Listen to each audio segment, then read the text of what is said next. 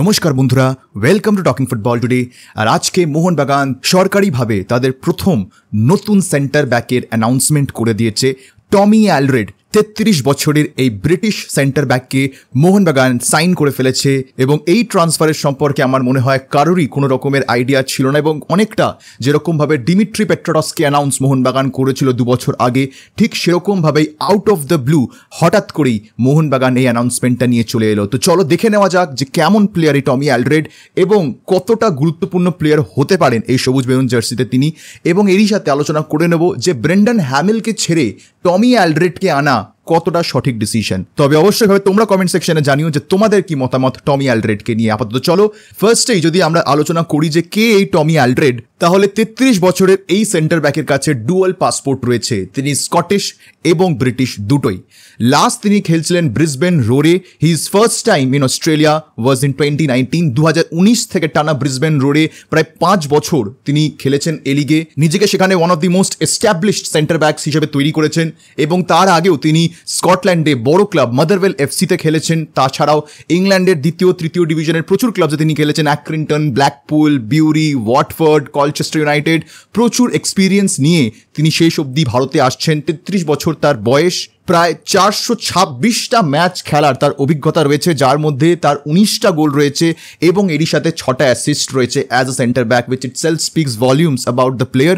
যদি আমরা কথা বলি যে এই প্লেয়ারটির কি স্ট্রেংথস রয়েছে, উইকনেসেস রয়েছে, তো ন্যাচারালি খুব শীঘ্রই আমি একটা ডিটেলসে এই প্লেয়ারটির সম্পর্কে আলোচনা করব, এই প্লেয়ারটির প্রোফাইলের সম্পর্কে আলোচনা করে নেবো এবং আরও ডিটেলসে আমরা বুঝতে পারবো যে কতটা তিনি সাহায্য করবেন মোহনবাগানকে in the coming future. But overall যদি আমরা এই প্লেয়ারটিকে দেখি তাহলে তিনি প্রচণ্ড স্ট্রং এবং প্রচণ্ড ফিজিক্যাল একজন ফুটবলার। ভীষণ সুন্দর তার বডি স্ট্রেংথ রয়েছে। এরই সাথে 33 বছর বয়সে 426টা ম্যাচ খেলার পরে তার মধ্যে একটা খুব ভালো লিডারশিপ কোয়ালিটি রয়েছে এবং এরই সাথে ডিফেন্সিভলিও যথেষ্ট ভালো। তিনি এই লিগে যথেষ্ট নাম করা একজন প্লেয়ার। ভালো পজিশনিং স্কিলস তার রয়েছে। এটা কিন্তু অনেক ইম্পর্টেন্ট মোহনবাগানের জন্য, বিকজ মোহনবাগানের যে আর একজন ডিফেন্ডার অ্যালবার্তো রদ্রিগেজ, এই প্লেয়ারটির কিন্তু পজিশনিং অতটা ভালো নয়। তো সেখানে একটা ব্যালেন্স আনার জন্য একটা ভালো অফ দ্য বল পজিশন নেওয়ার মতন একজন ফুটবলারকে মোহনবাগান সাইন করেছে এবং এরই সাথে ডেফিনেটলি তার ভালো হাইট রয়েছে, যার ফলে কিন্তু তার এরিয়াল থ্রেট ভীষণ ভীষণ ভালো। সেট পিস বলো বা নিজের ডিফেন্সে বলো, he is going to be aerially very very good. কিন্তু তার ইনিশিয়াল খেলা দেখে যা মনে হচ্ছে তার পেস একটু কম। তো সেখানে দাঁড়িয়ে মোহনবাগানের এইবারের দুজন ফরেন সেন্টার ব্যাকই খুব বেশি স্পিডি নন। এটার ইম্প্যাক্ট মোহনবাগান দলে ডিফেন্সে কিরকম হয় সেটা কিন্তু আমাদের দেখতে হবে। বাট এটা কিন্তু একটা ফ্যাক্টর যে দুটো ফরেন সেন্টার ব্যাকই খুব একটা বেশি স্পিডি নন। দুজনেই ভীষণ স্ট্রং, ফিজিক্যালি ভীষণ ভীষণ স্ট্রং এবং কোথাও একটা গিয়ে আমার মনে হয় যে ACL 2কে মাথায় রেখেই এই সিদ্ধান্তটা নেওয়া হয়েছে যে we need very physical defenders, যারা ভয় পাবে না, যারা অপোনেন্ট স্ট্রাইকারদের ফিজিক্যালি আটকে দিতে পারবে, তাদেরকে ভেদ করে অপোনেন্ট প্লেয়ার্সরা ঢুকতে পারবে না। এটা আমার মনে হয় যে কোথাও একটা গিয়ে স্ট্র্যাটেজি হয়ে থাকতে পারে, but more on that letter. আপাতত এটা একটা উইকনেস এবং এরই সাথে আরেকটা জিনিস যেটা আমার মনে হয় যে অ্যালবার্তো রদ্রিগেজের মধ্যেও রয়েছে, সেটা হচ্ছে খুব প্রেশার সিচুয়েশনসে বল ডিস্ট্রিবিউশন খুব একটা ভালো এই প্লেয়ারটারও নয়। Same with Alberto Rodriguez, but Alberto Rodriguez তখনই ফাম্বেল করে when he is up against a very very fast player. এখানে কিন্তু সেরকমটা নয়।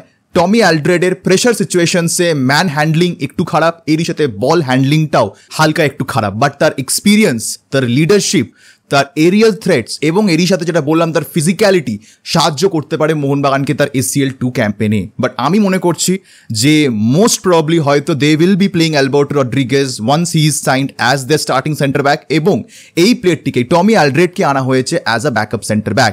এবার আমাকে যদি জিজ্ঞেস করো, I think it's not a very good signing as compare to someone they already had. Brendan Hamill was a better player. Brendan হ্যামিলের প্রোফাইল অনেক বেটার টমি অ্যালড্রেডের থেকে এবং সব থেকে বড় কথা হচ্ছে ব্রেন্ডন হ্যামিল 2 বছর ভারতীয় ফুটবলে খেলে গেছেন, অর্থাৎ এই জায়গাটা তিনি ভালো করে চিনে গেছেন। ফিজিক্যালি হ্যামিলের থেকে অনেক বেশি স্ট্রং টমি অ্যালড্রেড, এটা আমাদের মানতেই হবে। বাট পেসের দিক থেকে দেখতে গেলে, ভার্সেটালিটির দিক থেকে দেখতে গেলে সব দিকেই হ্যামিল অনেকটাই এগিয়ে ছিল। কোথাও একটা গিয়ে আমার মনে হচ্ছে যে হ্যামিল নিজে থেকেই হয়তো মোহনবাগান ছেড়ে দেওয়ার সিদ্ধান্তটা নিয়েছিলেন, বিকজ তিনি জানতেন তিনি গেম টাইম পাচ্ছেন না বা হয়তো পাবেনও না। এবং যেখানে মলিনা আসছেন সেখানে মলিনারও পছন্দের একটা ব্যাপার থাকছে। তো হয়তো মলিনার যে গেম স্টাইল, মলিনার যে প্লেইং স্টাইল, সেখানে ব্রেন্ডন হ্যামিল হয়তো ফিট হতে না। বিকজ তোমরা যদি ভালো করে দেখো এই দুটো ফরেন সেন্টার ব্যাকের মধ্যে একটা সিমিলার প্যাটার্ন তোমরা দেখতে পাবে regarding their weaknesses and strengths. যেই মুহূর্তে তুমি ব্রেন্ডন হ্যামিল এবং অ্যালবার্তো রদ্রিগেজকে তুমি কম্পেয়ার করবে, you will see a lot of differences between both the players, কিন্তু অ্যালড্রেড এবং অ্যালবার্টো রড্রিগেজের প্রোফাইলটা অনেকটা সিমিলার, জাস্ট এজে একটা বড় তফাৎ রয়েছে। আদারওয়াইজ দিজ আর অ্যাকচুয়ালি মলিনার সাইনিং। মলিনার প্লেইং স্টাইলে এই দুই প্লেয়ার হয়তো ফিট করবেন বলেই এই দুই প্লেয়ারকে সাইন করা হচ্ছে। টমি অ্যালড্রেডের তো অফিসিয়াল অ্যানাউন্সমেন্টও চলে এসছে, যেটা বললাম খুব শীঘ্রই একটা ডিটেলসে এই প্লেয়ারটি সম্পর্কে আমরা আলোচনা করব, তার ডিটেলসে strengths, weaknesses, playing style, injury history সব সম্পর্কে আমরা আলোচনা করব। তো সেই ভিডিওটার জন্য অপেক্ষা করো। আপাতত তোমরা কমেন্ট সেকশনে জানিও যে তোমাদের কিরকম লাগলো এই প্লেয়ারটি, এবং তোমরা কাকে অ্যাজ আ স্টার্টিং 11 ডিফেন্ডার দেখতে চাও, অ্যালবার্টোকে নাকি টমি অ্যালড্রেডকে, সেটা কমেন্ট সেকশনে জানাতে কিন্তু একদম ভুলবে না। আপাতত আজকের এই ভিডিওটা আমি এখানে শেষ করছি।